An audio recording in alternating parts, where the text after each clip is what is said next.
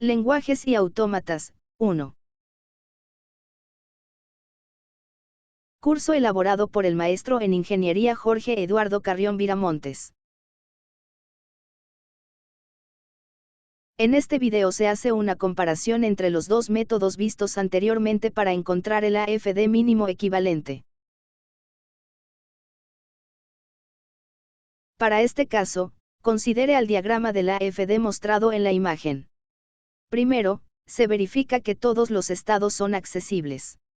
Luego, se realiza la partición inicial de Q, de donde se tiene C1 igual a Q0, Q2, y C2 igual a Q1, Q3, Q4, Q5, Q6. Ahora, se analizan las transiciones, para los estados en la clase C1.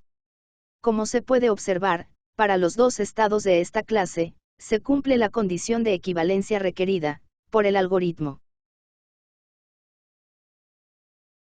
A continuación, se analizan las transiciones, para los 5 estados en la clase C2. Aquí se observa, que no se cumple la condición de equivalencia, con el símbolo B. Dado que las transiciones para los estados Q1 y Q3 se dirigen a un estado de la clase C1, mientras que las transiciones para el resto de los estados se dirigen a un estado de la clase C2. Por lo tanto, es necesario realizar una partición a la clase C2, en dos subclases, a saber, C3 igual a Q1, Q3, y C4 igual a Q4, Q5, Q6. Después de realizar una partición, es necesario volver a verificar la equivalencia en las tres clases que se tienen ahora. Es fácil confirmar que la clase C1 permanece siendo equivalente. También se verifica que los estados de la clase C3 son equivalentes. Igualmente se confirma que los tres estados de la clase C4 son equivalentes. Como esta partición ya es definitiva, se concluye que el AFD mínimo solamente consta de tres estados, el cual está representado por la siguiente tabla de transiciones y su respectivo diagrama.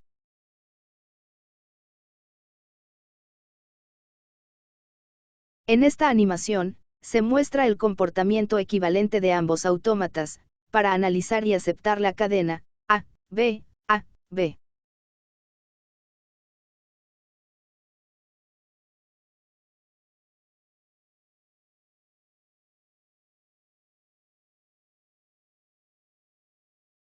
A continuación se procederá a obtener el AFD mínimo equivalente del mismo autómata, pero mediante el método de la semimatriz. Entonces, se comienza por marcar las celdas, que corresponden a parejas, en donde un estado es de aceptación, y el otro estado no lo es. A continuación, se procede a analizar cada una de las celdas que quedan sin marcar. Para la celda Q0, Q2, se revisan las transiciones desde ambos estados para ambos símbolos. Entonces, como la celda Q1, Q3, y la celda Q4, Q5, están ambas sin marcar, esta celda se deja pendiente. Luego, se analiza la celda Q1, Q3, y se revisan las transiciones que parten de ambos estados. Como el destino de ambos estados para el símbolo B es el estado Q2, equivale a una celda que no está marcada. Ahora, para el símbolo A, se revisa la celda Q5, Q6, y como no está marcada, la celda Q1, Q3, se deja igual, porque podrían ser estados equivalentes. La siguiente celda a analizar es la Q1, Q4.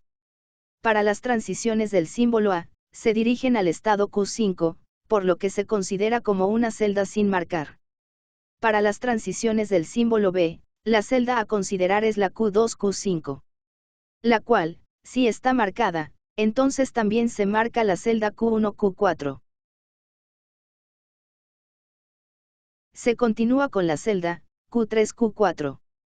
Para las transiciones del símbolo B, se revisa la celda Q2, Q5, que está marcada. Ya no importan las transiciones del símbolo A. Se marca la celda Q3, Q4. Ahora, se pasa a la celda Q1, Q5. Para las transiciones del símbolo A, ambas se dirigen al estado Q5, por lo que se considera como una celda sin marcar. Para las transiciones del símbolo B, se revisa la celda Q2, Q5, que está marcada. Y se marca la celda Q1, Q5. Ahora es el turno de la celda Q3, Q5. Para las transiciones del símbolo B, se revisa la celda Q2, Q5, que está marcada. Ya no importan las transiciones del símbolo A. Se marca la celda Q3, Q5. Es el turno de la celda Q4, Q5. Estos dos estados son evidentemente equivalentes, dado que tienen el mismo destino para ambos símbolos. Por lo que la celda se marca como de equivalencia. Se continúa con la celda Q1, Q6. Como el destino de las transiciones de ambos para el símbolo A es el estado Q5, solo es necesario revisar las transiciones para el símbolo B. En este caso se revisa la celda Q2, Q5, y como está marcada, entonces se marca también la celda Q1, Q6. Ahora es el turno de la celda Q3, Q6. Para las transiciones del símbolo B, se revisa la celda Q2, Q5, que está marcada. No importan las transiciones del símbolo A. Se marca la celda Q3, Q6.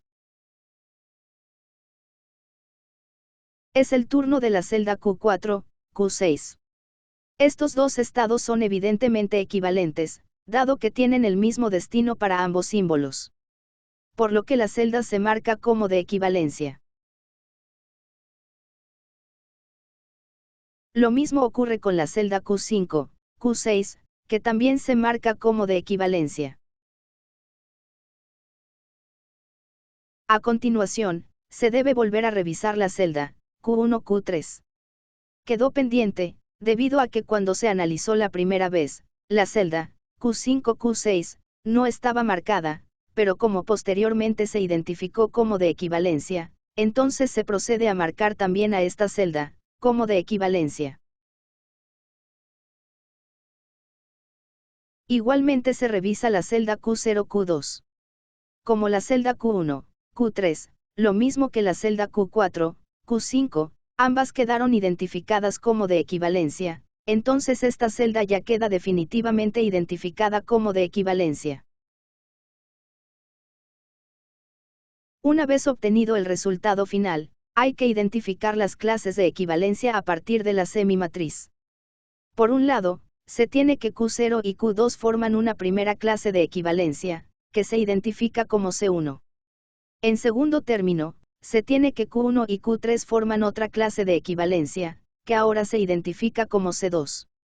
Y por último, los estados Q4, Q5 y Q6 forman la tercera clase de equivalencia, llamada C3, que coincide con el resultado obtenido por el método anterior. Aquí finaliza esta presentación, gracias por su atención.